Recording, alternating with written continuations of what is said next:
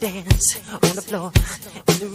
is the K-pop cast, and in this episode, we discuss the war between Hybe versus Adore's Minhee Jin over the rights to manage Newsjeans, TXT in your Lucky Charms cereal, K-pop groups like Ateez and LE SSERAFIM at Coachella. We also got hella excited about Ateez coming to North America on their tour, and Waterbomb LA, sexy body rolls up and down the West Coast. You like that? Well done, Stephanie. I'm just reading what Stephanie wrote here. We get into that as well as a long-awaited comebacks from Lay from EXO and Samuel Kim. I would love to see Lay have body rolls up and down the West Coast. I'm just saying. Oh, that would be a good one for Waterbomb. Lay at Waterbomb. And Samuel Kim at Waterbomb as well. All of the above. I don't know. That's the conflicting. Like, I would clutch my noodle pearls at that. He's 22. He's eligible. Okay. He's eligible. When I think of Samuel, I think of like little 11-year-old, like long-haired trainee boy, the shortest, dancing to Super Junior songs. Like. Or song 16. Yeah. We covered a lot of ground this episode. Yeah. There's a lot of big news drops in K-pop this week. And it shows we're getting ready to head into summer. All the scandal and all the sexiness. All we needed in this news cycle was a dating scandal to drop. That was missing. That would have completed the K-pop. The bingo card. We got solo debuts, we got disbandments, we got like a whole bunch of things. Like concert tour drops. Panchoa got sued. What? Yeah. I mean, I'm not surprised. I would like it if it was like JYP or a dating scandal with JYP. Yeah, like if all these guys are some like super young idol. No, thank you. Is he still married? We never hear about that. It would be a more fun dating scandal if it turned out like these label execs were dating each other or something. That would make me. Minhee Jin in a relationship with JYP. Oh my god. Ooh. Anyways, before we get into all of those juicy topics, don't forget to join the K-pop cast listener fam on Slack and help chip in for our editing costs. Links to those in the episode description. And now for our hit replays.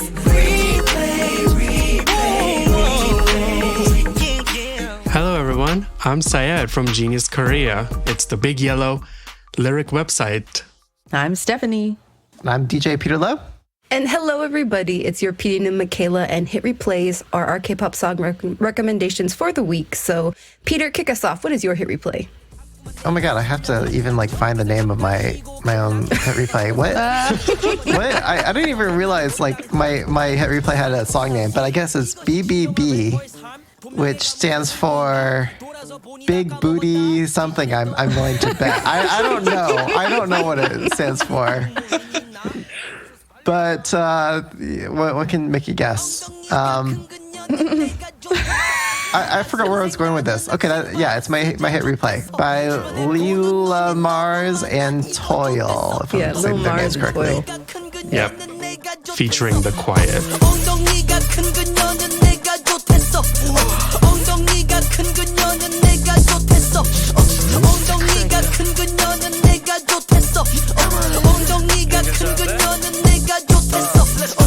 So if you didn't know, I didn't. I found out 5 minutes ago. Let's see.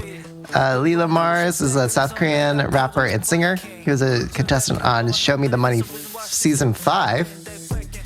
And he debuted with his album Y in 2017. In 2019, he joined... guys, help me here. Doki, yeah.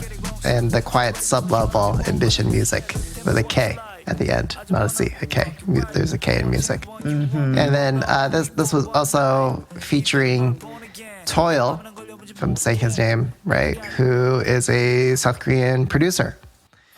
And it's a hit replay because it's goofy. It's got a really good beat, y'all. Like, right. I was preparing for a gig I had this last weekend, a 420 K hip hop, K R&B gig. I was just, trying to research, I was just listening to stuff, and this came up in my recommendation algorithm. This song came out in 2022. Of course it did. Of course, it came up in your recommendation algorithm, Peter. Yeah. What? Yes. Okay, before the show, Peter showed us this video and was like, this is my hit replay. And I was like, so typical. And he was like, why? I was like, well, let's count the ways. Talks about booty, shows booty. It's just like a really simple message. Right. It does have a good bouncy beat that's reminiscent of 2 p.m. Hands Up. It reminds me of that. Yeah. Put your hands up. And I know you like to play that at your gigs. And just the irreverent, goofy humor of everybody in the video just had me crying. So I was like, yeah, this is Peter coded all the way. Yeah, they're committing to the goofy bit. And I think what's also funny is that there's, like every guy likes to pretend they've got game, And this is kind of making fun of that, where it's like, oh man, I was with this girl and she was so into me. And then, it kind of shows themselves imagining themselves how they think they are, and then it kind of shows them in reality. So there's just a lot of that going on here. So it was pretty funny. What I think is also really funny about this music video, if you look at the YouTube description, it shows you the credits, and it's just seeing the roles. It's really funny, like Viking Man. Yeah. Someone had that role, or someone had the role of being the crush. That was Camo, if I'm saying her name correctly, the KRB. Yeah. The main subject, the girl with apparently the big butt that they're talking about here. But yeah. It's good. Yeah, I knew when I saw the Korean title before I listened to it, which is 엉덩이가 큰 그년. So I knew right away that it was just going to be all about butts. Yep. Big booty girl. What? Oh, big booty girl. Yeah, it just means something. Yeah. Wait, is that what it means in Korean? Yes. Yeah. Okay. There you go. I won't mind seeing a short web series drama inspired by this. It was very funny. Yeah. Like the whole setting in a police station and detectives and police officers being so tired of their jobs and just daydreaming the entire time. It was very reminiscent of K-dramas. Mm-hmm. There's a whole world here. Yeah, very silly. Okay, who's next? Syed, you're up next. So what's your hit replay? Okay, so my hit replay is the Better Easy that was released this year. The Better Easy.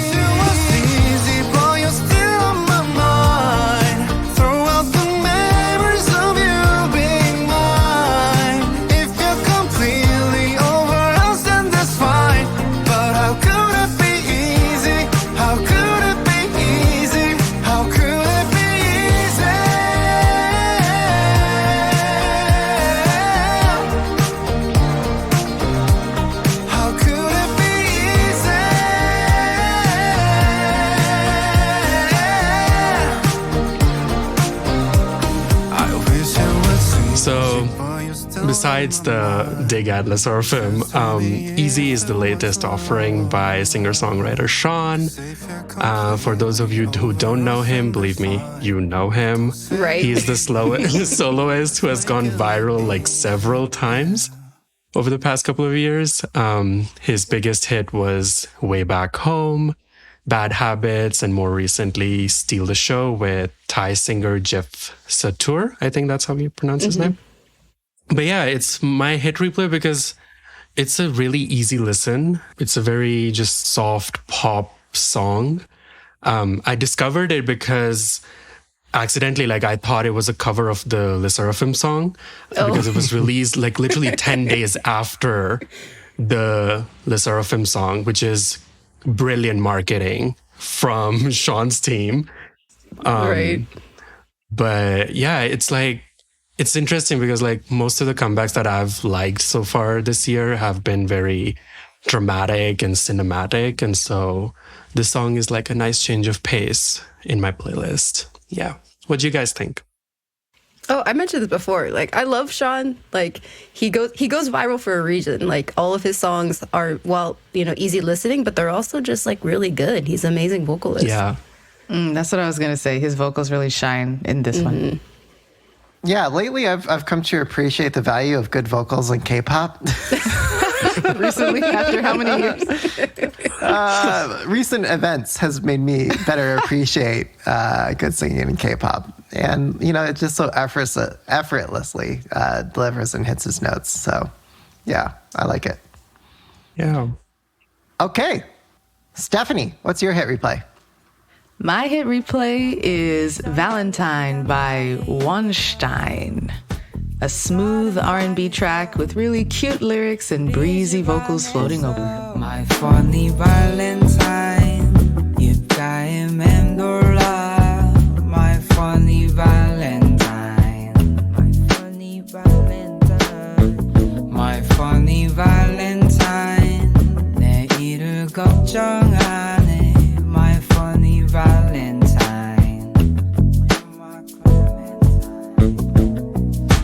All right, so Weinstein is a rapper and singer.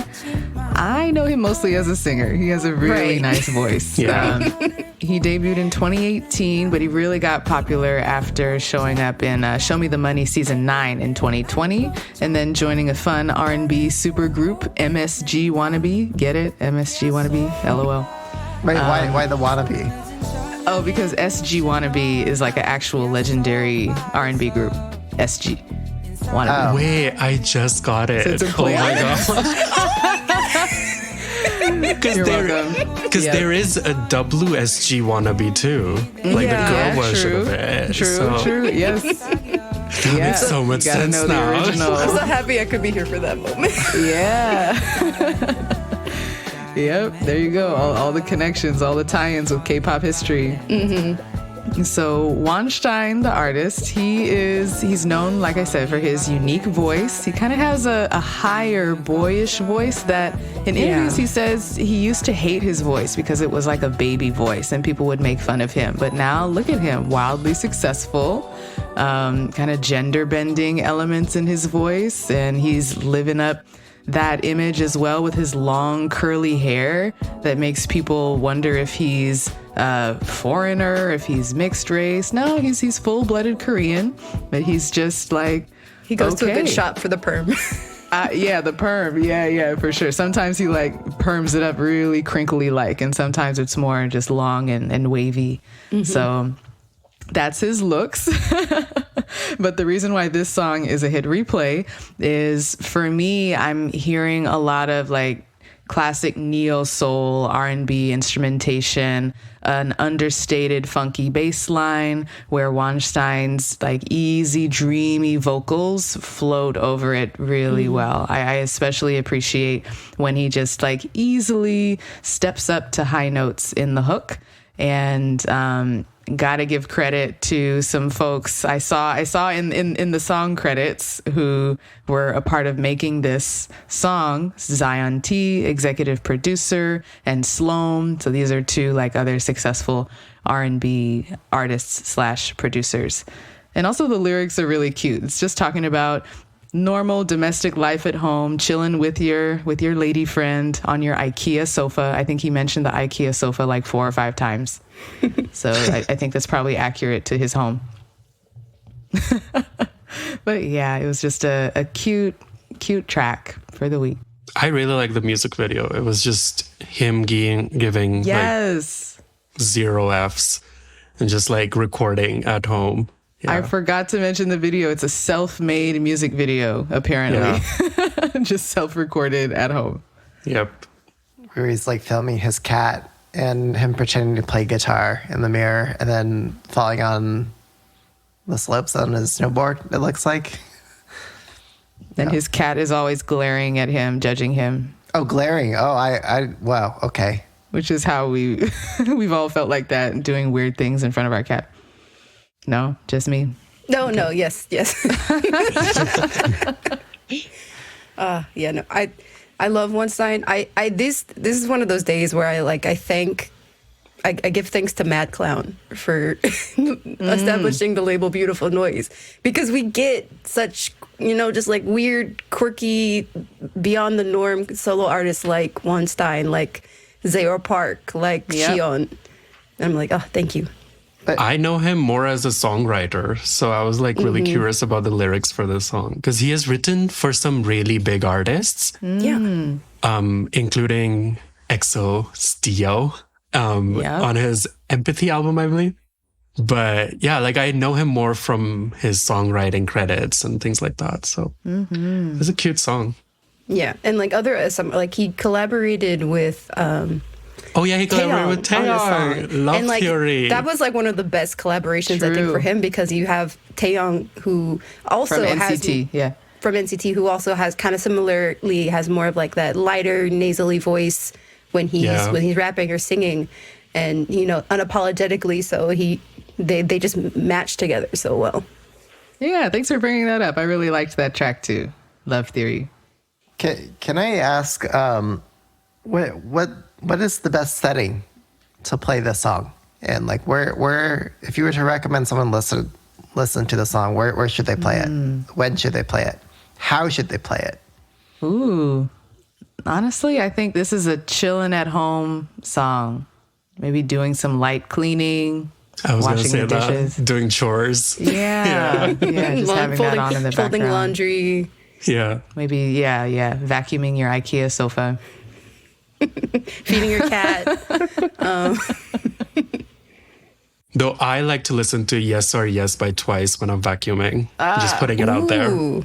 Yeah. It's a really good vacuuming song. That's specific. I'll have to try that. Yeah. For me, cleaning is more of a faster upbeat vibe, but that's good. You're trying to get it done. Yeah, I need like the perk, the energy. Maybe but a chore that feels meditative to you that you enjoy, to be specific. Do you have one of those, Peter? Maybe not. Usually it requires a lot of like mental concentration that I can't. Like this would be like, I feel like you need this, like you need to pay attention to it, even though it's like ambient and airy. Like it feels like the substance demands like intellectual attention and justice. I feel that. I don't know. Okay. Yeah, at least the first few listens. Yeah, to really appreciate the layers. Okay, PDM. Last but not least. Yeah, wrapping it up as always with the best hit replay of the week. Strong words. No What you got? judgment. Okay. My technically qualifying song, after 5 long years, Samuel Kim is back with his English EP and the title track. Yeah, yeah. Still me, yeah, yeah. Feel me, yeah, yeah. I'm on, yeah, yeah. Reload, yeah, yeah. Stay low, yeah, yeah. Follow, yeah, yeah. They know, yeah, yeah. I go, yeah, yeah. So, for those of you who don't know who Samuel Kim is, it's probably a lot of people because, like I said, he's been gone for 5 years. And It's a shame. yeah, it's and to be honest, I was so surprised when I saw this. Allegedly, they were like teasers for this release, but I was literally just going through my music streaming platform, and then all of a sudden I saw this, and I was like, oh my gosh, is this the time? Is it now? Is it finally Samuel is making his return to music? Because he's one of those artists that I've like followed from pre-debut till now, and it's just so exciting to have seen his journey. So for the people that don't know who he is, he got his start really as part of the project, like the 17 project group. Like he was part of 17 TV. He was supposed to debut with 17 back when, they originally planned for there to be 17 members. But he was only 11 at that time. And so allegedly, like his mom thought he was maybe too young, or maybe there were some other things, but he was very young and didn't end up debuting with 17. In between, he leaves Pledis and joins Brave Music, and Brave Music picks up another one of Pledis's trainees that didn't debut in 17 and creates the duo One Punch with him and Samuel and his other member One. They had like a single that didn't really work out. So he was kind of in this like solo era. He really got popular by being on the second season of Produce 101, that first season with the guys. He's one of those people who was very popular, and it was really surprising that he didn't make it into the final group. And with what we know about that season now and how Mnet ran a lot of the produce, there was probably like an intentional force working against him probably in the group, or, but that's just me making accusations. There's no credible facts to that. But again, really popular as a soloist. He debuts in 2017, I believe, under Brave Music as a soloist, and puts out a few singles, does some collaborations. And then in 2019, his father tragically passes away. And later that year, he files a lawsuit against Brave Entertainment to end his contract and forms his own label, Samuel Management and Entertainment Music Group, to go solo on his own. And he finally just won his lawsuit in 2021. And so now he's free from Brave Music, able to produce his own music. And now in 2024, we finally get that music. And this is his debut all English EP, and Yeah is the title track. And let me tell you, I had a very similar experience with Howon's new EP and this song, because he's very much acting grown with these lyrics. It's very clear that sex is involved in them. And I'm a little... Okay, I have to step in on Baby this. Samuel. Yeah. Samuel Arredondo Kim. It is in English, so I can definitely interpret what he is putting down with these lyrics. But yes, Okay. Syed, go on. I transcribed this album because I Yes. Because you needed to know for yourself. That's where What is he saying? I got the lyrics off of Genius Korea. So yeah, this album, he started teasing this album like early March, late February time. And he released a track list and everything. And there were music video teasers and all of those, things that go along with the comeback. Yeah. All on his Instagram. So he did not have a proper That's where I'm a bad working fan. Twitter. I don't follow. He the didn't Insta. have a proper working Twitter up until like last night. But yeah, like I was transcribing it. I was like, okay, he's definitely trying to be a bit more mature, a bit more bold. But I didn't really get that much or maybe I'm just like jaded because like I am released his EP and like he is very explicit in that EP. And like BM has been talking like whatnot on Twitter. So like listening to Samuel, I was like, okay, he's trying to be that, but like he's not there yet. It's definitely sexy. It's definitely like, a lot of like romantic lyrics. And I was thinking about maybe he could have like a little bit more of a like I made it kind of song. But Yaya is like the only one. And so, yeah, it's an interesting direction. I enjoyed it. It's a nice mix of like hip hop and R&B, and yeah, like he's doing different things with his voice. But yeah. Right. Wait, That was what? the most surprising thing. Like how I had to double check when I pressed play, because I was like, is this really I Samuel? know. That's what I thought. Because I was like, is this like a producer tag or something, like someone else is talking? Right, because there's a few sections where he's in a lower range that you're not, and again, not used to see, because most of his previous singles were like very poppy and his like young teenager voice. Now he's 22. Yeah. Okay, can I ask what is Yeah? What is it about? Syed, you studied the lyrics the most. Hold on. So it's basically like him declaring that it's still him. Like the chorus is like, still me, feel me.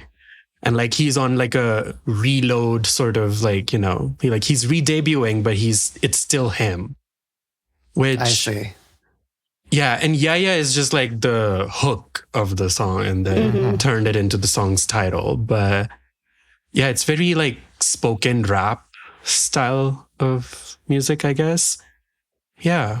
I like the line that they said, he has a lyric in there where it's like, I'm the proof of putting in that time, which like really shows what he did. Like he really persevered. I honestly think like going through that lawsuit with Brave Entertainment of all companies, and then like winning that lawsuit And he's just 22. So that means like all of that happened during his like teenage era.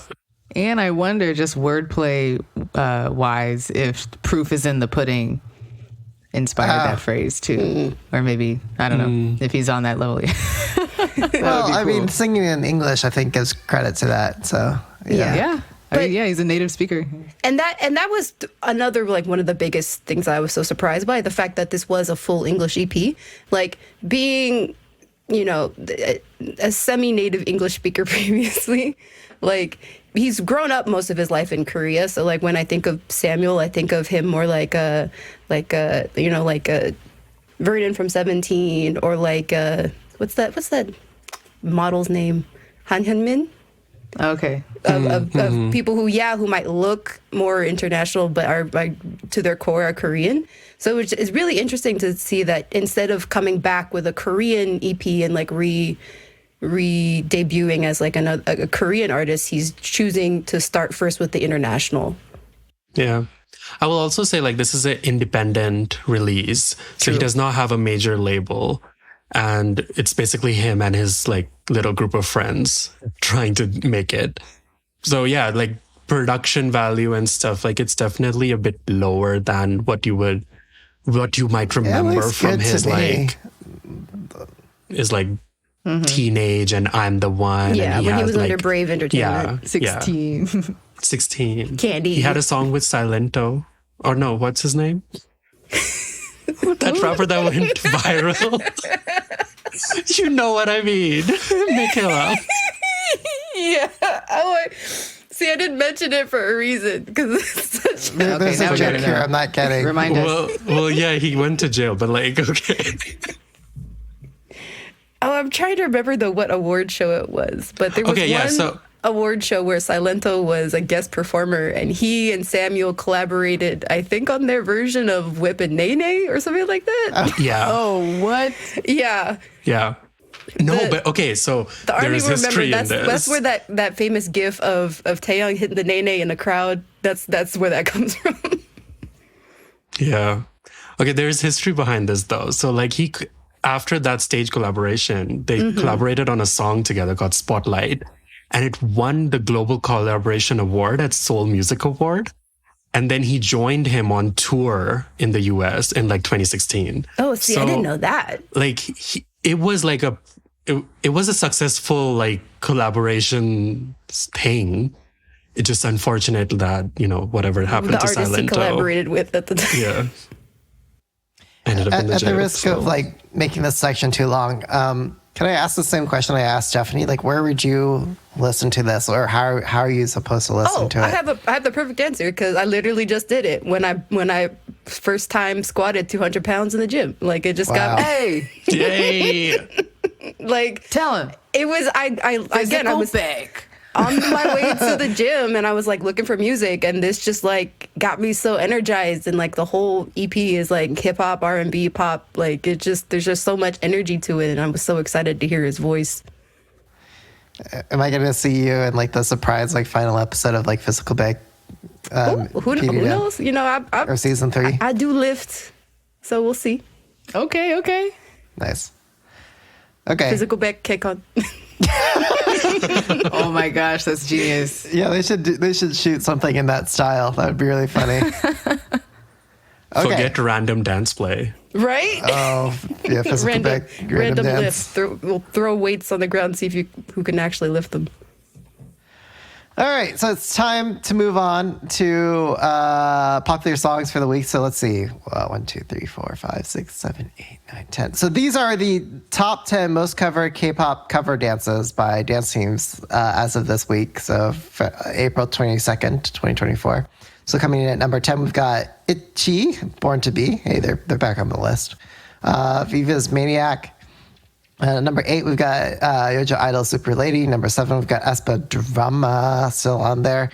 Ooh. Number 6, we've got TXT Deja Vu. Okay. Yay. Number 5, we've got La Seraphim Easy at 54 new covers. Okay. What? Only 54 is actually kind of a lot. Right. Yeah. But 54, I would say it's not a small number of weekly covers.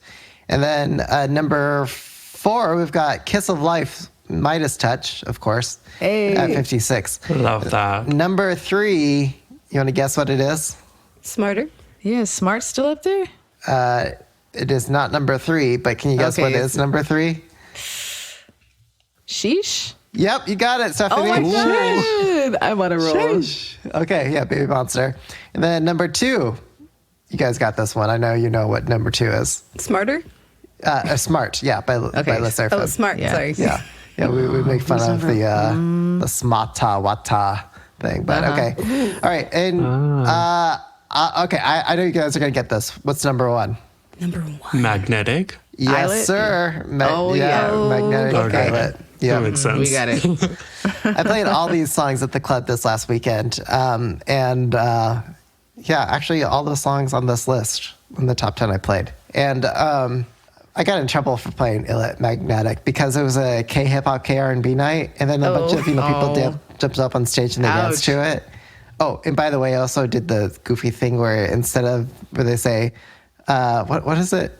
You what in the chorus where they're counting their hands or whatever. Mm-hmm.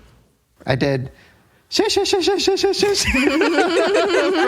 from Baby Monster, and then one of the dancers on stage got the joke and did the Baby Monster. Yeah. Yeah, shout out Aaron for getting that. Nice. But yeah. Anyway, so that's your top 10 K-pop covers for this week.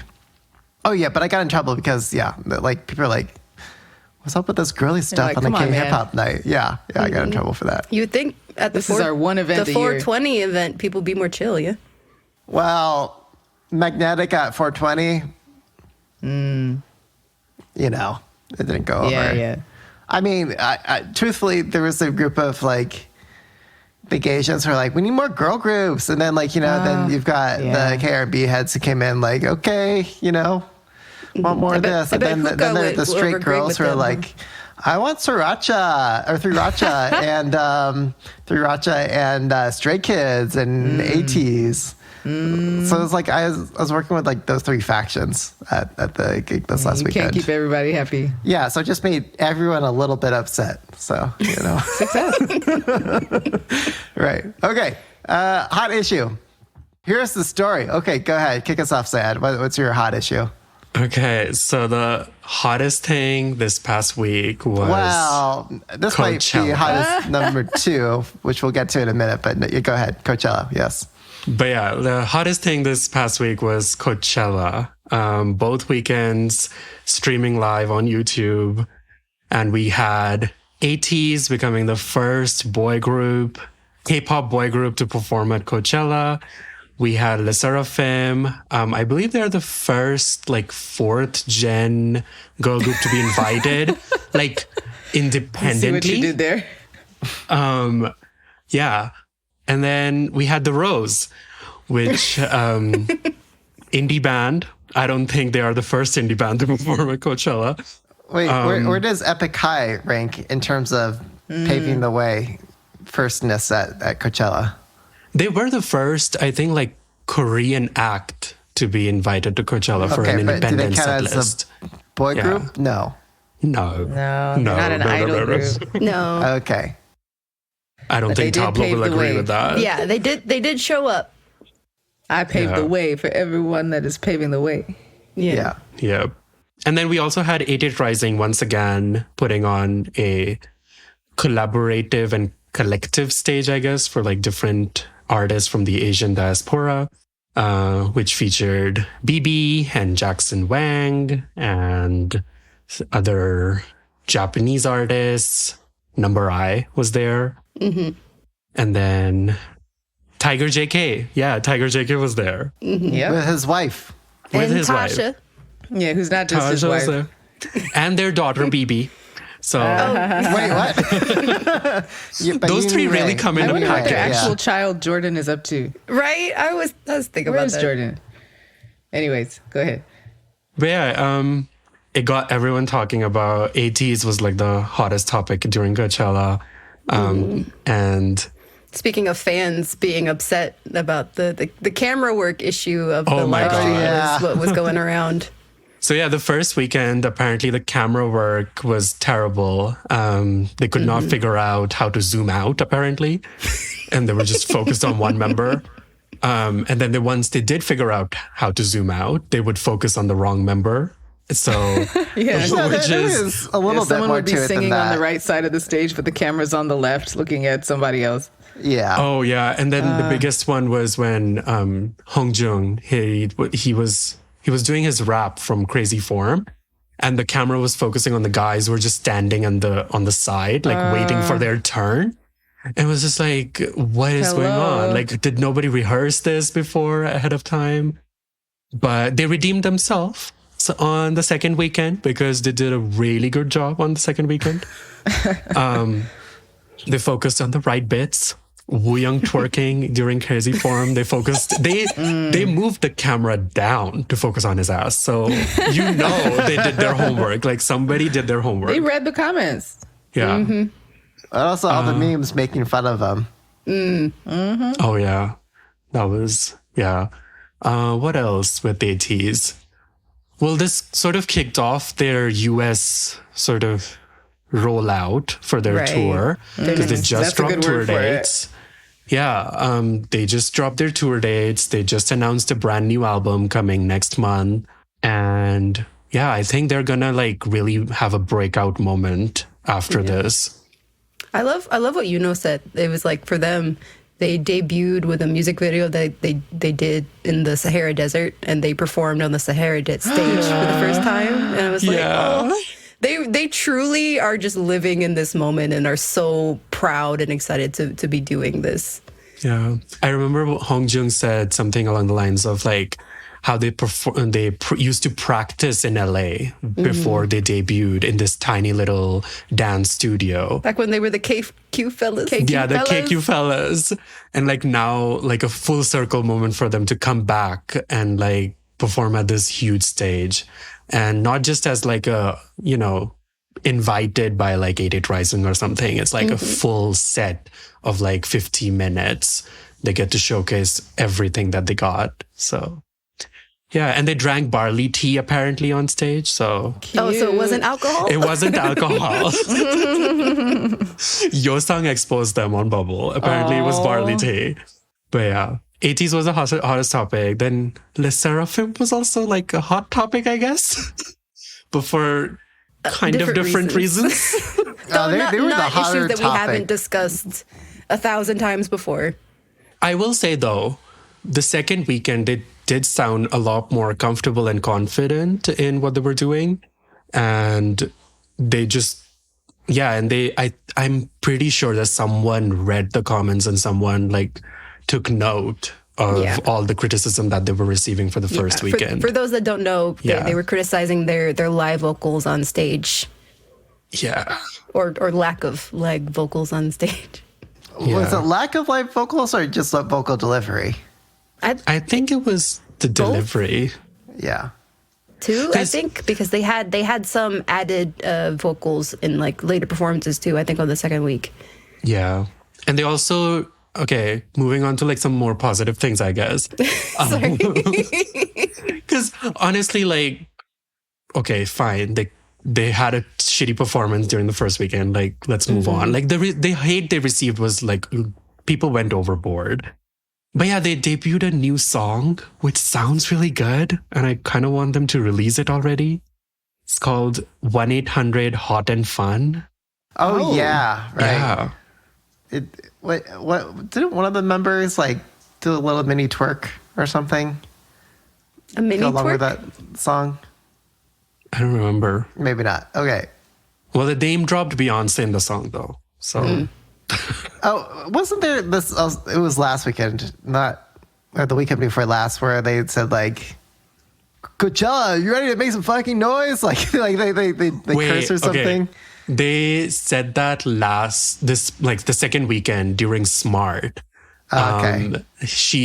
One of the members said, "Coachella, are you ready to shake some effing ass?" Which was funny because like they didn't really shake ass, anyways. Oh, what ass? Exactly. What? But I thought it was funny because at least with my own local K-pop store, Sarang Hello, they did a reel kind of making fun of that, where they said, like, you know, K-pop groups debuting at Coachella, and then they showed like they're pretending to be a different K-pop group, and each group would say something like really offensive as they came on stage, like, you know, like, let's get wasted, like pretending to be Ateez, like, or whatever. But I just thought it was funny because it was just, you know, the comment, it just seemed really out of character for the idol. Right. And, you know, they're like, oh, is this what you think of Americans, that you just have to, like, be vulgar or something to go on stage? Or you know, they feel so much more free to do that things because they couldn't get away with doing that in Korea. Yeah. I mean, the member who said that during the Seraphim was Hyun, and she's like from the East Coast. So she's like very comfortable with that. It wasn't like a out of character thing for her, at least. Mm-hmm. I do want to give a shout out to the Rose. I'm so proud of these guys. Their crowd was singing so loud, word for word. It was just a really proud moment to like watch them on stage. I mean, but they had done Lollapalooza before this, so I feel like they had already kind of like proved their ability to play a giant festival like this with that performance. So for me, I was just like, oh, okay, just more of them being awesome. And also, like, their songs are just made for festivals. Mm-hmm. Like, I just feel like it's just confetti music. So that's how I describe Coldplay's music. It's just like confetti music. I love that. And I'm like, and they remix some of their songs into like a little bit more EDM with the EDM touch. So yeah, it was nice. There was also a spicy moment between BB and Jackson. Oh, so yes. I saw a few reels of that. They, you know, they're playing characters, but, you know, they got really close. Have you seen the cover art for that single? No. You should go check that out. It's called Feeling Lucky, dropping this Friday. But yeah, the cover art is, just as spicy as the performance was. Okay. Fun. Stephanie, what's your hot issue? How you think? Well, my hot issue, how you think, is that I taught at my first K-pop dance fitness party this past weekend. Actually, yesterday. Wow. Yeah, yesterday. Seems like a long time ago. So for those of you who don't know, in my other life, I teach a form of dance called Nia. It's like a flowy, gentle healing dance. And I saw in the Bay Area K-pop Facebook group that Peter runs that a Zumba instructor is posting about this event coming up, a dance fitness party where a bunch of Zumba and UJam instructors are gonna teach all K-pop 90 minutes. So I jumped on that thread. I commented, said, hey, I don't teach those styles, but I teach something similar. Can I join? And Matt Ziegler, blessings to him, he said, yes, the more the merrier. So it actually blew up to like 9 instructors, 90 minutes, like 35 people in this studio in San Francisco called Dance House. And when I tell you, like, people never stopped moving, never stopped dancing. It was just banger after banger after banger of, you know, what I appreciated about this crowd and about this experience was that while the moves are definitely inspired by the point dances in the videos, it is an approachable, doable fitness class routine. You do not need to be a professional dancer. It's follow along choreography. You just follow the moves that are repeated by the instructor up front, and it's like really easy to jump in and get it. And it feels so satisfying when the hook comes and the point dance comes, and then we do that part over and over. Oh my gosh. I'm just like grinning ear to ear because it was a sold out experience. Everybody was smiling, sweating. My mom came up from LA, of course. And we're definitely going to do it again. So it's been a dream of mine since I started teaching dance to somehow teach like a K-pop themed class. I've kind of been sprinkling K-pop into my regular classes, 1 or 2 songs a week, but this, Yeah, it was a dream come true. So if you're in the Bay Area, join that Facebook group, the Bay Area K-pop group, and you'll learn about when the next one is. K-pop Dance Fitness Party. Let's do it. Right. And I love that it was like all generations, all genres. Like, wasn't your cool down song was NCT Dream in a Dream. Yeah. I'm going to be posting some video clips of the class in the Slack, so you can come see that there as well. No, we had Gen 2 hit. The very first song was Fantastic Baby, of course. Yes. Right, but we had 2NE1, I Am the Best. We had GD and Top Good Boy, so like Gen 2 bangers for sure. And then all the way up to like Batter Up, Monsta X Shootout. There are just just a lot of my library was included in the playlist, which like everybody appreciated. Super fun. So next time you guys are in the Bay Area, go check it out. Check it out. Stephanie, do you think this could be like a thing, like random dance? I think it could be the next thing, because like not all of us are trying to execute the video choreography as it gets more and more difficult. Every new song, every new group that debuts, it's just like more out of reach. Yeah. You know, and so while I see this rift coming, and it kind of relates to what we talk about regularly on the show about at K-pop parties that you DJ at the gigs. Pretty much the only people dancing or who feel confident to dance are the professional dancers who know the entire routine, and like there's nothing else you're allowed to do. Right. Yeah. So this experience, the dance fitness, the Zumba version, can open up another lane to where you get that satisfaction. Yes, I am dancing to the music. I know the music really well. I know what part of the song is coming and I know what to do. But you don't have to have the level of like professional skill as the cover dance groups. And we all deserve that experience. Sounds really fun. Yes. Although my only ask, Stephanie, is that, again, it could be anything K-pop, right? So even OST music. I don't know if you remember forever ago, I shared when we were doing our Sky Castle episode that there is Korean Zumba to the Sky Castle OST. Oh my God. Yo. So that's your official request? Yes. If you put that into the set list, I will fly out, I'll drive out, I will. Really? All right. Just for you. I'll try and get that in. Where there is a will, there is a way. There sure is. You can twerk to any song if you want. Mm-hmm. Just do like a redrum underneath it, like, some percussive. Yeah. Can it be the workout remix? Yeah, basically. Yeah. No, you could totally make that happen. Yeah. Okay, we'll do. I really want to go to the next one, Stephanie. Like, I just as you described, like, I just started taking K-pop dance classes Tuesdays at Ray Studios in San Francisco. Nice. But I don't do it to necessarily get good at the K-pop dances. I just like for excuse to dance and move to music I like. And, this seems to do it. Like what the Zumba theme thing that you're doing. Exactly. Yeah. So let me know how I can help you do more of those. I would love it to be not just a one-off thing, but like a regular class people could take. Yeah. Yeah. I think that's the goal. Yeah. All right, Peter, I know you've got a doozy here. Oh, yeah. So I'm actually just going to hand it back over to Syed. So Syed.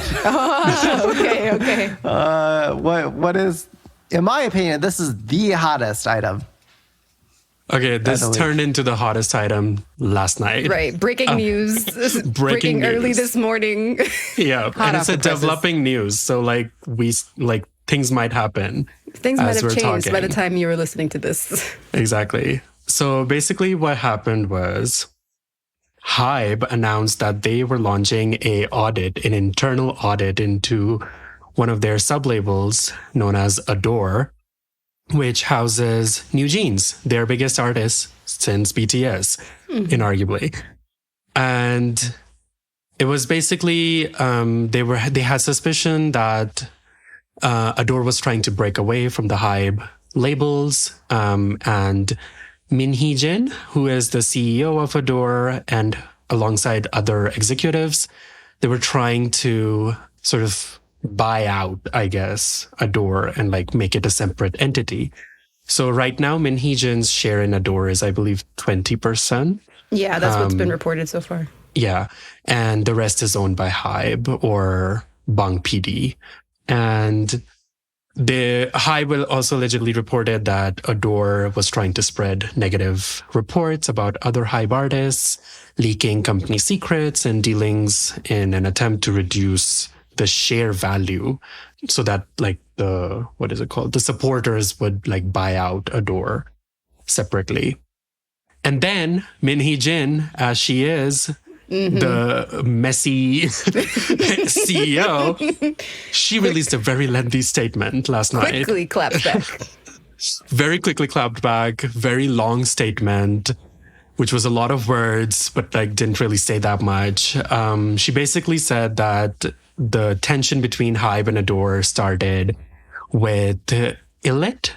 Is that how you pronounce their name? It's Illit. Illit? Okay, Yeah. Illit, which is under the B-Lift label, which also houses Enhypen.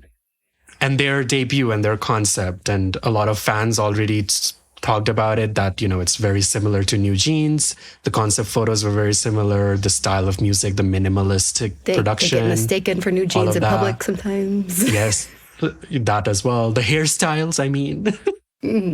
So Minheejin basically said that it was because they copied Newsjeans. That's when the tension started. And in her statement, she basically just calls out B-Lift for, just plagiarizing the entire thing. And she did not hold back. Like, it was very explicit that she was calling them out. And she said that, you know, like, Hybe is just, you know, like trying to get the money, and they're not, you know, they're not working towards preserving Newsjeans as the cultural moment that they are. They're just trying to replicate it over and over again, which, I mean, I kind of agree with that. So yeah, that's the whole thing as of now. As of now. As of now. I don't know if B-Lift is going to like release another statement or something, but fans are already speculating a whole bunch of things. There were speculations that allegedly Minheejin leaked personal information of other Hybe artists, formed a negative public opinion for other artists. These are all alleged. Like, Yes. there's no proof of it, but fans are just talking about how, you know, like prior to Adore before 2021, like things like this did not happen. But since Adore formed and Minheejin stepped into Hybe, like a lot of shady things have started happening. Yeah, what else happened? Where's like the popular opinion landing on this right now? Like, who's the villain? Just give me the answer. What side do I need to be on? Okay, I'd be on the side of Newsjeans and Illit. Or Illit, like, right? Well, what side is that? I just see two evils at this I point. think, that's what like the common consensus is forming around, is like people are siding with Newsjeans as a group. Yes. And not with Adore, because people know that Minheejin has been kind of shady in the past, like when she was with SM and with the Newsjeans debut with Cookie and all of those things. Like, fans have always had like a negative opinion about Minheejin, but Newsjeans as a group, like they've been like a breakout artist, and they have like, you know, like really transformed the K-pop scene. And so with Illit's debut, fans were obviously like, this is a blatant like copy paste of Newsjeans. So I think fans are just siding more towards just the group and not towards like any of the CEOs or any of the labels. Group singular or group both? Like groups, like both of them? Or Well, everything turns into fan war in K-pop. So yeah. fans are just like, Illit is basically a copy paste. And Illit fans are like, no, it's like so much different. And like, why are you attacking like little kids? Because Illit is basically They are, yeah. tiny, like they're just young kids. yeah, but you're not So- attacking the idols. You're attacking the business strategy behind the formation of the group. That's what I think most people are critiquing, not necessarily the idols themselves, right? I think a lot of fans seem to struggle divorcing those concepts, but Yeah. Exactly. Yeah. Like fans just take it too personally, and they're just like, they think that because the people are like pointing out the similarities between the two groups, they think that it's somehow reflecting on Illit, which Illit had no part in any of the production of their debut. They did not write any songs. They did not produce, choreograph, style, anything. It's all B-Lift. So if someone is pointing out the similarities, it's pointing towards the people behind the scenes that are working for them. although commercially it seems to be working for them, right? Like even True. if it is, if it is in fact true that it is derivative and copying everything that Newsjeans is doing, it seems to work. So Yep. Yeah, just ask Blackpink. yeah. Yep. I mean, Baby it worked for Monster. Les Seraphim too. Their latest release has been very minimalistic, very, I would say, Newsjeans inspired. No, listen, okay. I love Les Seraphim. Like, this entire episode, people are going to think that I hate Les Seraphim. But, like, Right. I think they work better with songs like Anti-Fragile and Yeah. The Great Mermaid and, like Fire in the who Belly. Like, works those better songs, for- like, better. Wait. You're saying Newsjeans would do better for Anti-Fragile? No. No, Les Seraphim. Les Seraphim, Yeah. they do better with those kinds of songs Oh, okay. instead Right. of Easy and Smart and all of Le those. Seraphim being another girl group under the Hybe label that is doing more similar concepts that you could compare to things that Newsjeans is known for. Yeah. I mean, not kidding. When Magnetic dropped, I listened to Magnetic by Illit, Cool With You by Newsjeans, and Easy by Les Seraphim. I did not realize the song changed, okay? Like, it went back to back. It's the same thing. Wow. Which I don't understand why don't Hybe fix is if it doing ain't that. broke. So Can we make predictions as to how we think that this is going to Yeah. play? Because we have a very recent example of 50/50, a small label that had a very successful group who we saw going to the stars and having a very long career, but the people and the money and the company aspect of everything is what kind of ruined it for them. Do we think if Adore is no longer has Min Hee-jin as a CEO and Newsjeans is still under Adore, do we think that they're still going to be on the track that they're on? Like, can Newsjeans continue without Min Hee-jin? Not according to her. Well, yeah. I mean, that's why I was asking, like, who's the villain here? Like, who was say? Because, like, I don't know. Maybe there was something to it around having a very strong internal advocate, pushing hard for your success. Although it seems to be at conflict with the rest of the company. But yeah, I don't know. I mean, I do think, like, what really is the appeal of Newsjeans? Because is it in terms of, like, the music, or is it in terms of the visuals? Because if it's the music, then Hybe already has the producers. Like, they already used them for Illit, and they tried using them for V's Layover album as well. So the producers are already there, and they're probably going to make more music similar to what Newsjeans has already done. And if it's the visuals, then if Min Hee-jin does leave, then that leaves it up to, like, what are they, like, is the concept big enough for them to just replicate it over and over again?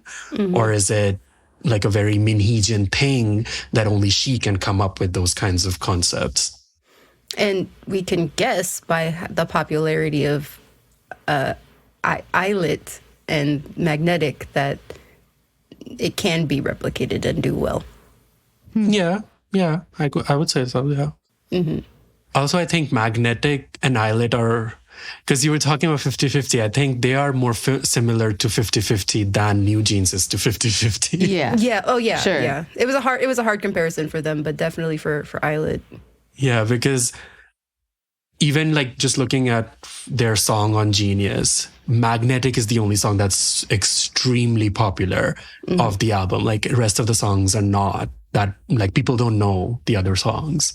So yeah, they have a bit more similarity with, like, Cupid and 50/50 than with what Newsjeans has created.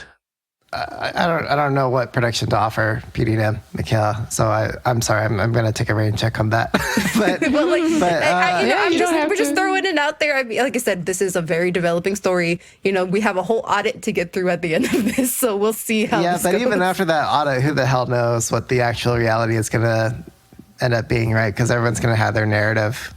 Mm-hmm. But I just think it's interesting that there's this dynamic of there was the big three. Right, there was this dynamic of like these warring houses of K-pop, and a Game of Thrones, if you will. And now that like K-pop has become Hybe, it's all Targaryen now. It's just internal warring factions, within the same company, and I think that's just kind of sad. Like I would have. If there was a competitive nature to it, I would have preferred it to be external, non-in-house companies. Like Hybe versus SM last year?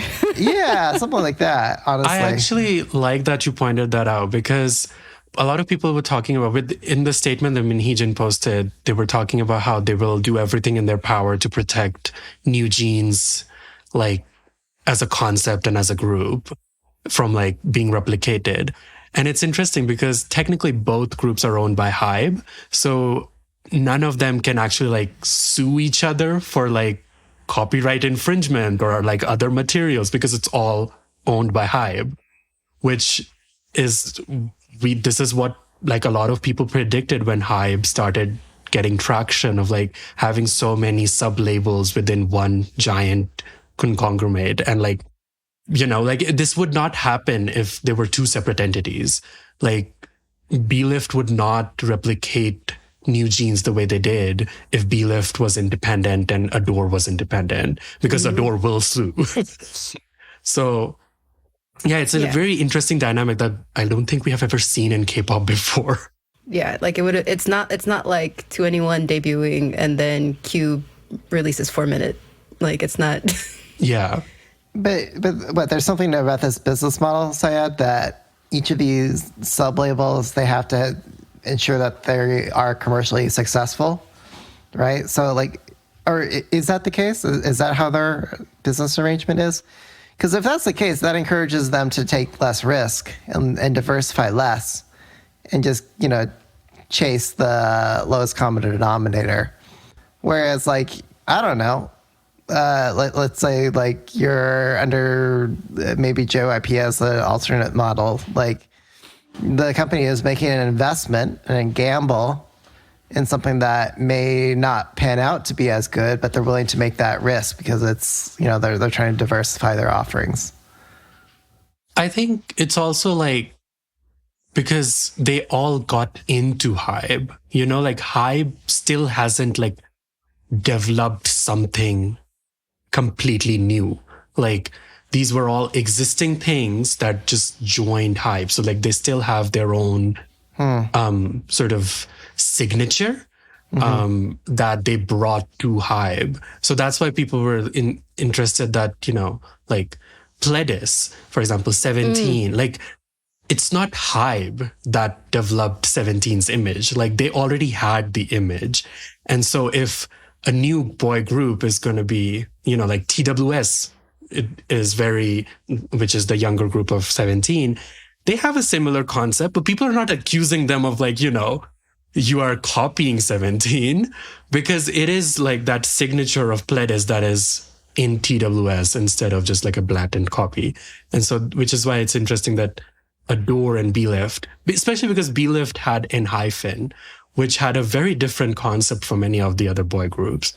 So it was just interesting, like that they would just, take Newsjeans and just, run with that. Mm-hmm. Yeah, I think it's a really interesting and weird dynamic that I have never seen this before in K-pop.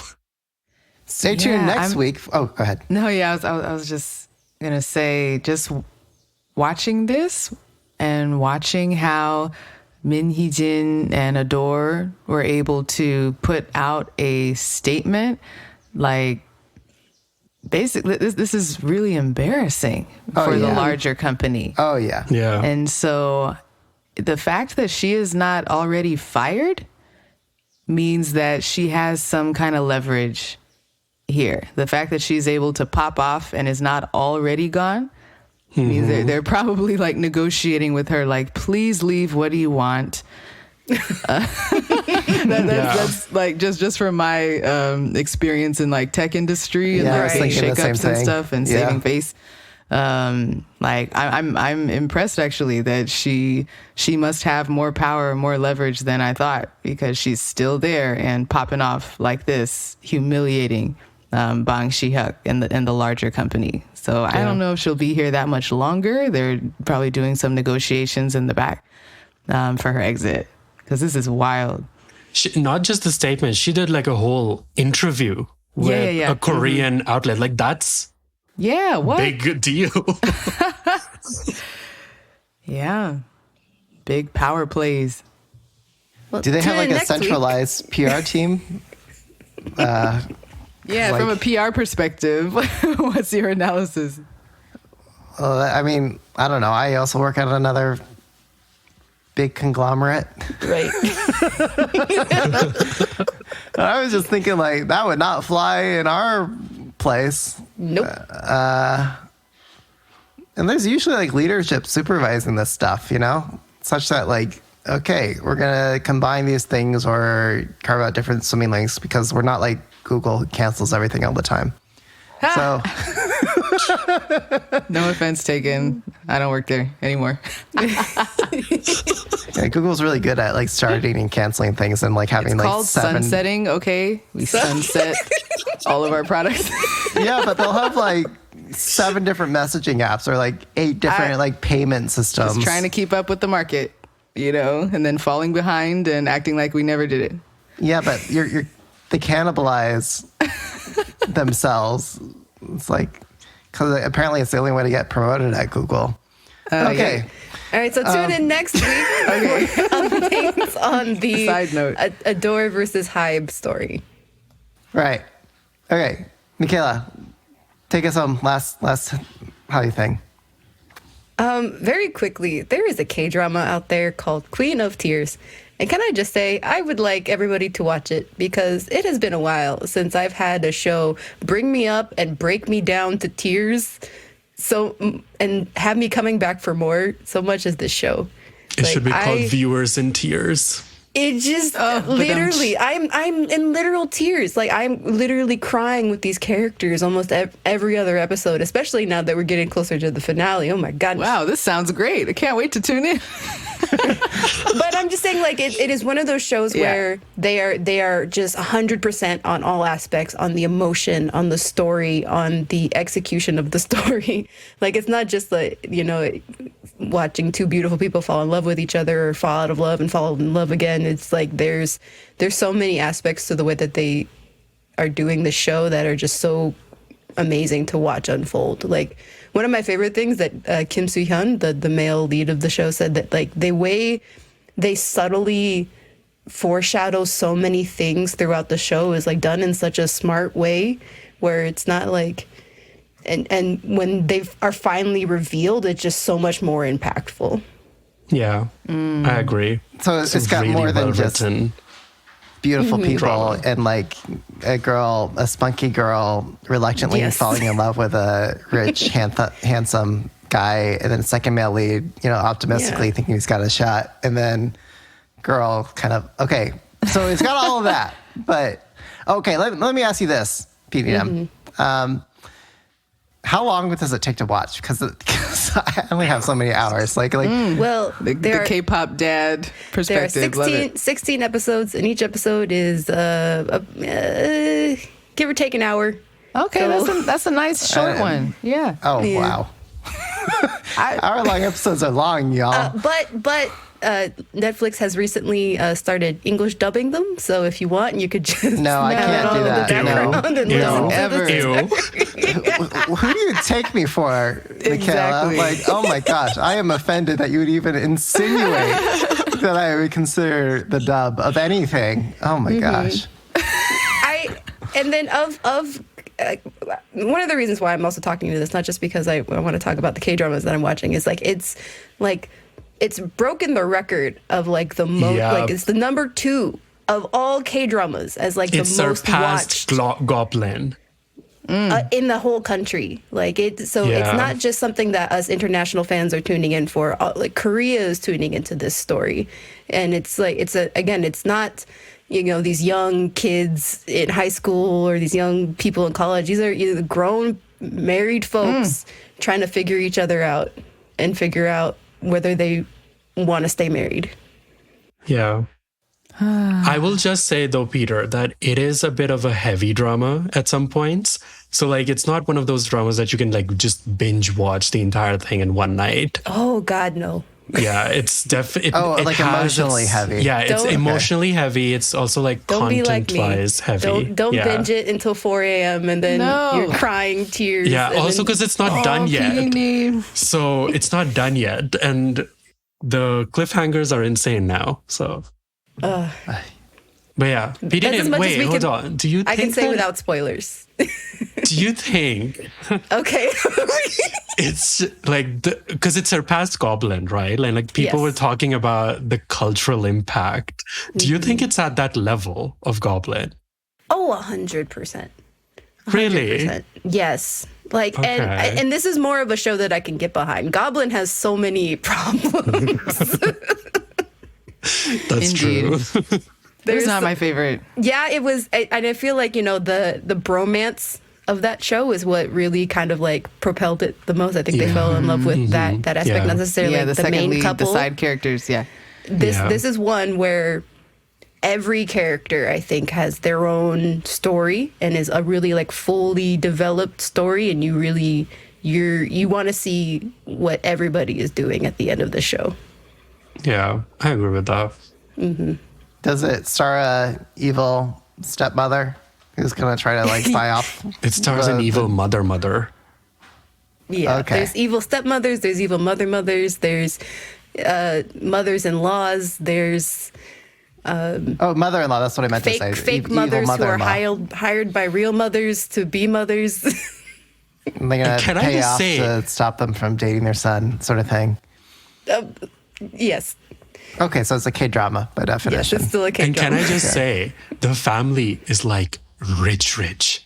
Like, not just like, oh, they are like fancy rich. They're like proper rich family.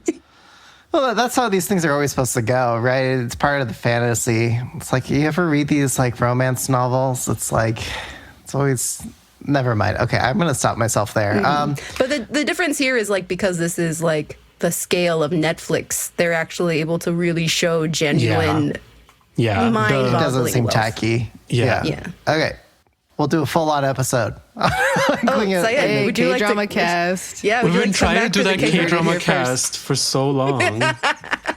I'm down. I'll watch it. Okay, So, I'll try watching stay it too. tuned. Subscribe. You sold me, even though it meets all the cliches.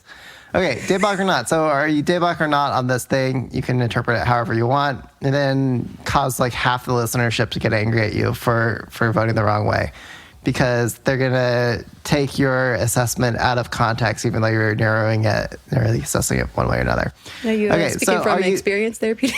Yeah, maybe, perhaps. Okay, so are you daebak or not on Lay's Psychic music video? Oh, daebak. I don't Liked daebak. Oh, okay. You know what? Valid. Your opinions are your opinions. You're like maximum daebak? Oh, I'm maximum daebak. All right. Like he could have put out like just like 3 minutes of like anything, and I would have been daebak. I love seeing more of him in his solo career, especially after he's been kind of focusing on his business and creating his own idol groups. And then him promoting in Korea is just so it warms my heart. True. That's the highlight of his comeback. Context matters. Him on M Countdown and in Inkigayo and Music Core. I was living for that. And like, the man is old. And he did not know that. Listen, I love my hags. But like, okay, so he did his first Korean music show like since like, 2016 or something? Yeah. And Ending Fairies was not a thing back then. Oh. And The man forgot that he had to do an ending fairy on the first time he was on M Countdown. Like, he literally just turned around at the end of the thing and walked off. Bye. Did not get the memo. I love That's that. hilarious. But then he redeemed himself with the next music show because he did like the heart and, you know, like all the cute stuff that they do. So was it the funniest thing ever for me? The rules have changed since I was in the game. Yeah, that's funny. Yeah, I guess I'm Daebak as well. Like this, you know, I want to say that the music video itself, the aesthetic of it is not what we often see in K-pop. Like I don't know. Like sometimes you can tell there's like some like visual effects and backgrounds and cinematic styles that are popular in K-pop, and this seems like it's not what you would usually get. Was my impression. Yeah. Okay, are you Daebak or not on who out of this? O and F, Buy My Monster. Yes. Daebak. All the way. They're bringing back the second gen sound with this one. Like their ONF is finally having their moment with this one. Like it's just such an exciting time. Yeah. To be a Fuse. Light Which is their Daebak on fandom this name. as well. Is it? This was Gen going to be my 2? heat replay this week. This feels closer to like Infinite, like Gen 3. Oh yeah, Infinite. Oh yeah, I guess. Yeah, they're like the early Gen 3. Late Gen 2. Yeah, that era of K-pop. They also brought out a whole orchestra for one of their live performances, which was beautiful. We love an orchestra. Yeah, and like they also went viral on Korean gay Twitter this past week. So because they've recently come back from the military, and they are Ow! men. They're men now. That's what. it was funny because they tweeted saying, like, it was a Korean person who tweeted in Korean. Google Translate butchered their translation. Oh yeah. And so fans thought that they were saying that he looked fat. This is member Wyatt. He was no. shirtless on stage, and there was a circle around like the bottom of his abdomen, or like the love handle area, which was not a love handle. It was like it was lovely. Yeah. It was just like the fan was just being, you know, a fan, and international fans were they had what positive are you talking things, about? but because the translation made it seem like she was like, you know, shaming him for the way his body looked. They got Guys, we have to move on. Okay, so are we Daebak or not? Take it to the Slack. So yes, I Sorry. think we're all Daebak. I'll say sure. Why the hell not Daebak? Okay, Boys Next Door, are you Daebak or not? Not. No. Ooh. I was expecting like actual homage to Earth, Wind, and Fire. Didn't get it. Actual disco. Yeah. I mean, September. I like one of their B-sides more than the title track, so no from me. Yeah, I'm Daebak, to be honest. This was almost my hit replay. Yeah, I'm Daebak on it as well. I just like the song. But I would say I am also disappointed by the lack of September Earth, Wind, and Fire homage disco. Yeah. Okay, are you Daebak or not on Rise? How do you say their name again? Rise. Rise, yeah. They're in their Shiny View Part 2, Impossible. I liked it. FX Four Walls. Yeah. Yeah, no, it is. Yeah, so It was a good. really good song, yeah. Yeah, I am so Daebak on that song. I love that song. I played Yeah, I it at missed the that club. sound. Yeah, I played it last weekend. What's funny is that I played it, and then like 10 minutes later, someone's like, "Hey, can you play this song?" I'm like, oh my God, where were you? They're like, well, can you play it again from you? Like, no. No. I was already in trouble for playing it at a K-hip hop night. So, okay. Are you Daebak or not on the U.S. increasing visa fees for international artists? What? Not. Not. We are how many months away from KCON, and they pulled this shit? Exactly. Oh You're my targeting God. us. And it's gonna like show up in like with companies that have like multiple groups, and like who gets a tour now. There's like Yeah, the that's a good favoritism is point. gonna show up. And then all these groups from smaller labels. Like we were in this glorious era where all these like debut groups could tour in the US after debut Oh, yeah, and like build their 2023. fandom. Like, you know, Blitzers and TAN and like say all these goodbye to people them. from small Wait, labels. They're staying home. Virtual concerts again. right? Hang on, guys. like I need a fact check. How's that NCT song go? Fact check. Like Check the Vasco, check that. yeah. That's like the theme song of like this political election. Like, you know, we need that song. That's the fact check. Okay, Anyway. but like the fees are not increasing a lot. It's going from like 160 to 185.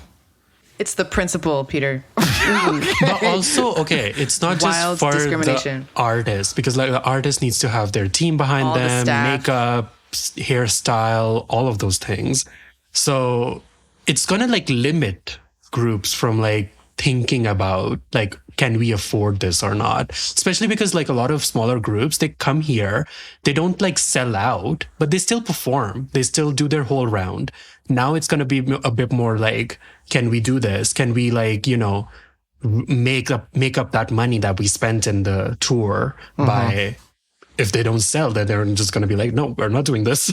You know what? This is going to exacerbate the issues that you, Peter, harp on the most about the low standards of K-pop concert quality, about like the low budget, low quality nature of these shows. We're going to start seeing more of that minimum viable concert. I see, because they're going to have to bring over fewer people to produce something. Okay, a difference, a $20 fee makes, or an increase in $20. Excuse me, That's from right. 160 Okay, to all right. 185. So All right, we're all we'll in see if our fears actually come to fruition, or if Peter is correct, then it's like not going to make much This of a has been difference. overblown just a little bit. $20. Okay, So well, whatever. one of them okay. has already been postponed. Did you guys hear about Who? Seo In-guk? Yeah, So In-guk, his Oh, first really? fan meeting had And been they postponed. cited He's one visa person. issues. He's one person, and they cited no. visa issues in their statement. So I love that company, but like obviously it's like they're struggling with that aspect. Is it the fee, or is it just issues of just not stuff getting approved fast enough and that sort of thing? I feel like it's both, but It could we'll be see. both. I don't know. From what I've seen from like a lot of like AI academic conferences, like the biggest issue is just like getting the State Department to like approve these visas fast enough. Like, you know, you And like I bring said, it doesn't help that they're trying to change shit.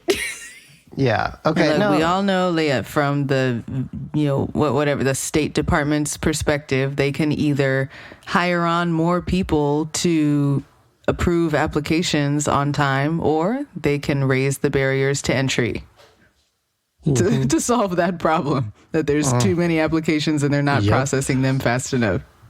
See, I'm I just would saying like to, that might be what's going on. Yeah, I mean, I hate the raising the barrier to entry. That's not a good thing in my opinion. But like, I would like to see them use technology to approve stuff faster, or just lower the bar. Like, what are we really afraid of, honestly? Also, it's just artists performing. You know, it's not like someone's like coming over and like going to stay here forever.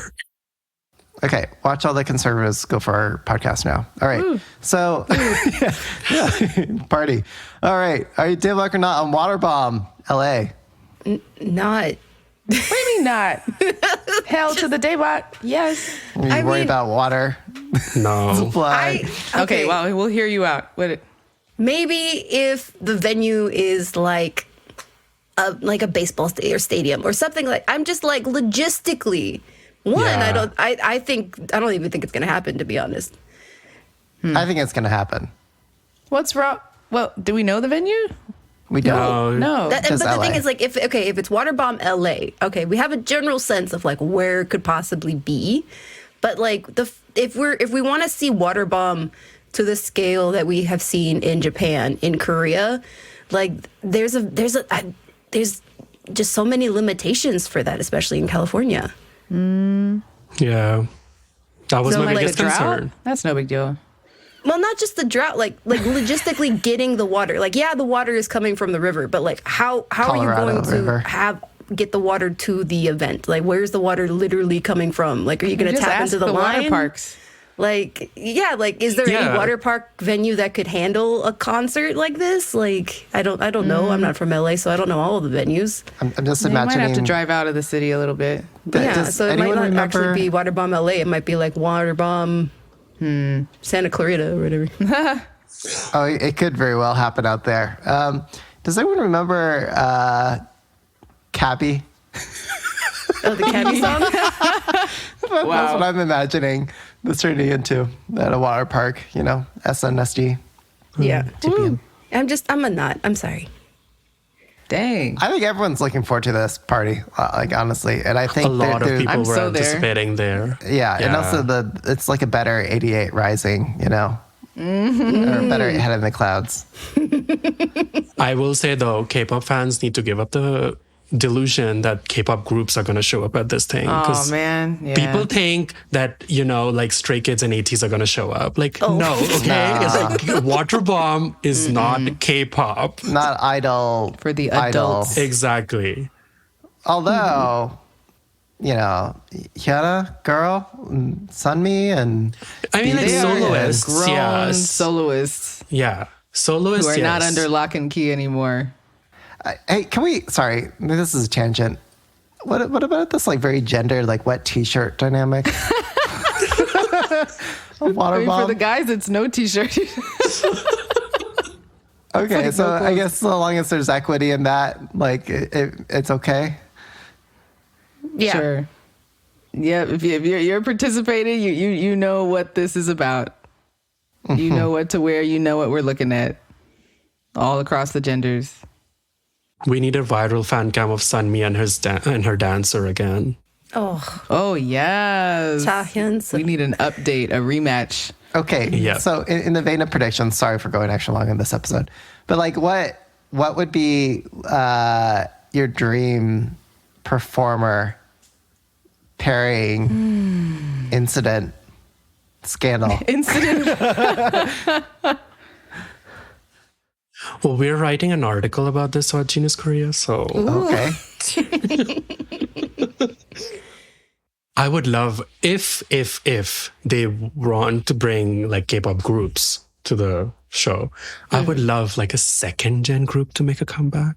Like maybe Highlight or something. Ooh. But that's like a very vile prediction. So I would like to see like BB and BM collab up there. Oh, that's a good Dance one. and twerk. I can feel the Because chemistry they can more. actually grind, right? Yeah. Versus Jackson, I don't know. Jackson and BB just felt Yeah. like brother and sister for some reason. I don't know Yeah. why. I like them both, Yeah. but like together it feels wrong. Yeah, my answer really is just Card, to be honest. Like, Yeah, yeah, yeah, it's great. Card. But like, Card Yeah, was they should good. come. Jivu, see, Card would see, kill it. I'm still Say. not.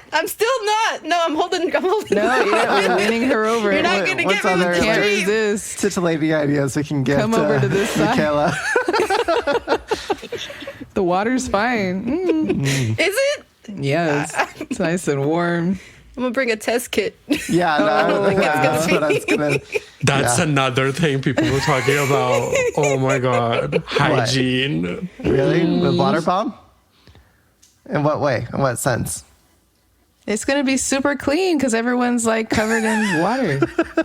Exactly. Yeah. What's there to worry about? Okay. Next, let's move on. Okay, sorry. Yeah. TXT cereal. Oh man, I'm so Daebak for this. Are you guys Daebak or not Yeah, on these? TXT officially collaborating with General Mills Corporation, which is like the big American cereal company. Someone at the gig last weekend, they brought the Reese's Puffs cereal box. Are you serious? I'm serious. People are like just taking it to like K-pop events But now. like the taking whole photos box, with like it. not just like the the cutout whole part. box. The whole box. Whole box. It was a 420 themed Oh, man. event. No, we're Take just that for what you will. reaching new levels of K-pop winning at capitalism. Like first we had BTS and McDonald's. Now we have TXT General Mills, TXT Cinnamon Toast Crunch. Like, I don't know how you can get more K-pop capitalist than this. It's impressive. I mean, I just like it when it's like super cheesy, hammy. It's so cheesy. It's also like very K-pop. Like it just Yeah. feels very K-pop thing to do. The ridiculousness of it. And it's like the K-pop thing to do in America. It's like, Right. we've always seen this in like, very silly like K-drama ad placement sort of stuff. But now it's like, you're getting that, except here in the United States in real life. Real life for us, I guess. Yeah, it must be fun to grow up as a kid right now if you're into K-pop. There's so many more touch points for you. Yeah, that's what Stephanie Gen 2 fans. Yeah. See, but I need them to get like a magic spoon because I can't eat this. Like I'm on a diet. Like I can't be serious. I haven't picked up one of those cereals in so many years. It's been ages, and I'm trying to look good for KCON. I'm sorry, TXT. Okay. So we're all Taebak on that. No, I'm not. I'm not. Until, again, magic spoon deal. Come on. Okay. All right. Michaela's holding out. 80 people quit SM Entertainment. SM Entertainment is on fire. Got it. Yeah. Taebak or not? I'm Daebak. I'm Daebak. That pink evil company can burn in hell. Let the fire burn. Ooh. Listen, I love the groups. I am not a company stan. That pink evil company can go. I thought it was so funny. There was, what's her face? Wendy, Red Velvet. Someone said on her live stream, like, oh, I want to work at SM. She said no. She made the ugliest face. She was like, no. Well, like, why? Just not allowed to say. Mm-hmm. But yeah, I'm Daebak on people getting out however they can. People, allegedly people leaving the company. They've got debts here in LA for that, SM Entertainment Square they were trying to build. Like apparently none of the contractors have been paid for whatever they've built. Yeah. And this was, again, they started this kind of before that era of when they were trying to hand over some of the company to Cacao, and so that's kind of like the beginning of the end, really. Okay, so yeah, this was from like Super M time. Yeah, when they were trying to like have that changed. US expansion. Yeah. So Daebak. Yeah, Daebak. Let's keep this rolling. Taebak on the fire. Okay, are you Taebak or not on Ateez's tour? Guys, pray for me. Pray for me. Is there a choice? Hella, Daebak, yes. I would love to go. I've never seen them live. The ticketing is going to be a bloodbath. Yeah. Oh my God. Yeah, my group chat's already blowing up. People got the backdoor box reservations the for suites, Oakland Arena. the theater boxes, man. Yeah, which is sold separately from the general admission concert tickets. So you buy it through the venue, and that has already been sold out. So here in Oakland. Peter, how are we going to go? What's our plan? Pretend to be press. And yes. What do you mean pretend? We are press. Okay, got it. If wink, y'all wink, get nudge, press nudge. access, you have to ping me. Okay. Yes, of course. No, I don't like that dynamic. I hate it. I don't want to pretend to be press. For this access you can stay at journalism home. I'm thing. going. This is Stephanie reporting live for the K-pop cast. Shaking my ass. And I have sold out. I have sold out. That's the junior of my idols. Okay. Yeah, back to you in the studio, Peter. This is PDNM currently making it bouncy at the Ateez concert. Reporting to you from outside the stadium. I'm just honestly so disgusted by this idea of access journalism and K-pop. It's like it's not actually journalism. It's just like elevated fan access masquerading as being journalism. But we can benefit That's what from they it. want. Let's be honest. That's what they want. They want you guys to like post on TikTok and like talk about it. But it would be genuine. And yeah. Like, because if they give you press access, they're not going to give you photography. You're going to get like a review ticket, which is basically like you can think about it and write about it, or you can talk about it. Yeah, which we were going to do anyway. We are on the up and up, Peter. You don't say that. No, because then they're like, well, then why do I need to give you a ticket if you're just going to cover it anyway? Okay. Scratch Anyways, that. pray for me. I'm going to be trying for tickets. So. Okay.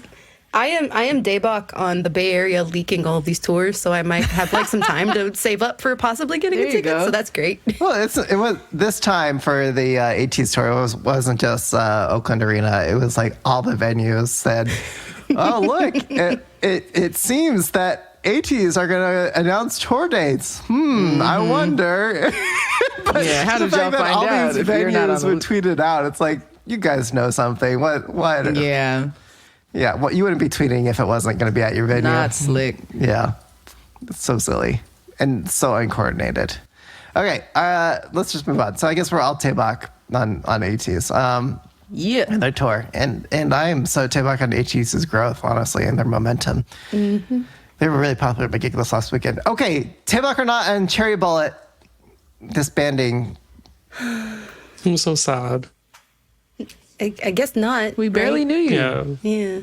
Okay. They gave us one of the best songs in 2021 with Love So Sweet. Such a good song. Yeah, they And had the some really best good light songs. stick. And the best light The stick. best light. I can get behind that as well. It seemed like it had the opportunity to add another function, but Right? they did not. They would add have been it. great at Waterbomb. I'm just saying. The light stick could have, I just looked up the Cherry Bullet light stick. It's pretty great. It's like a toy gun. In a sea of so many Yep. sticks with circles on top of them, they are very innovative. Yep. It's got texture. Okay, so we're all not on Cherry Bullet disbanding. Yeah. Why? Why did they disband? Said what? You've got the scoop on this. Like what? Well, their contracts were up for negotiation, and turns out that only 3 of the members re-signed with FNC, and the Okay. rest of the members left. So FNC.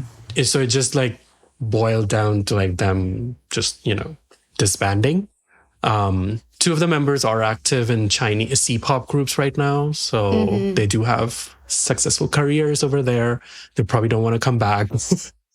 Don't blame them. And I think one of the members is like popping off as an actress right now, so she's doing good.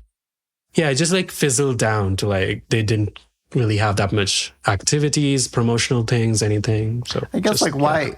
How did they get to the point where they didn't have enough comebacks? Like what is because like each one did not do commercially as well? Is that the theory? No, I mean, okay, so 2 of the members went on to do survival shows in China. So they were like on a brief hiatus. Then one of the members got really popular as an actress. So she started getting more roles. So it just sort of became like this weird hiatus moment. And then they had their anniversary and negotiation, like the contract renewal negotiations. And so I guess like the members just decided like, they are better off elsewhere than at FNC. So, yeah. I don't know. There isn't like, some sort of like dark, twisted. Yeah. But like, this. for the company to invest so much in the concept and the development, like it seems like a wasted, they were. I don't know what getting FNC ROI. is doing. They are a mess. So, Yeah. P1 Harmony is like the only group that's like, They've doing been a it. mess. Especially with their girl group. So they were never really a company that truly fostered a successful girl group in the first place. Hey, AOA. They were But pretty good. where are they now, Peter? They disbanded, like literally going up in flames. Yeah, but they were at least profitable. It was worth it, even though it ended in fire. Okay. All right, we'll take that back. Yes, they were. AOA was one example of a successful girl group from FNC Entertainment. I think their focus more is on P1 Harmony and their latest boy group that just debuted. So, because SF9 is in the military era. Ampersand, yeah, that one. Ampersand 1. Yeah. So I think they're focusing more on P1 Harmony right now. P1 Harmony is like on the brink of like breaking out. Yeah, they're doing great. I played them last weekend and they went over really well. Okay, last Daebak or not item. Are you Ended Daebak on or a not high note. on BB Girls disbanding? Wait a minute. They did disband. No. They did not disband. Wait, what's the dudes here? Hang on. They left their company, right? They left Warner One Music. member left. One member left, leaving their group, or their company. I mean, they can't catch a break. Well, they had a break, I guess, But Yeah. Yeah. Well, also, like, do we know any artists that have done well under Warner Music Korea? Because Jamie signed on to Warner Music Korea, and everyone was like, "Oh, she's gonna have like a global He pop tried well. moment." Like, I don't think anyone does good with Warner Music Korea. I'm sad to see that Yu Jung is leaving BB Girls. Wave Girls. BB Girls, whatever. She was the Squirtle. Yeah. Okay. That's it for this episode of the K-Pop That's our Cast. show, guys. Plug your things. So, Sayed. Thank you so much for having me, guys. It was really fun to be back on the K-Pop Cast. You guys can find us at Genius Korea on Twitter, Instagram, TikTok. And yeah, we translate all your favorite K-pop songs into different languages, and we talk about behind the scenes of the making of K-pop songs and do a lot of fun music coverage. I also want to plug in Ashley's podcast, Album a Day, which just had its 5th year anniversary, and they're back. We're doing a special collaboration with her to talk about some of the lesser known Korean releases that happen every month. So yeah, be sure to check that one out. Thank you. I'm at DJ Peter Lowe. Follow me for DJ gigs all the time. I'm Stephanie. You can find me on Instagram at Catchlight27 or chat it up with me on the K-Pop Cast Slack. Or at your next Zoom class. Oh, yeah, my next Zumba class. K-pop Zumba dance class. fitness Zumba class. Yeah. and you can catch me at Stephanie's next Zumba class, but I am also at PDNim in the K-Pop Cast Slack, and you can find all of us in the K-Pop Cast Slack. And if you want to help chip in for editing costs on the show, we're all volunteer. You can click on a Ko-Fi link in the episode description. We are once again asking for donations to support our dreams. We're once again counting on you For to the first support. time this round. Oh, for the first time. Funding for our press passes to go to Ateez. No. Sorry, no. Not that. Literally, Editing guys, costs, it all on is the up and editing. Shout outs to Philip. Yeah. All right. Bye, everyone. Bye.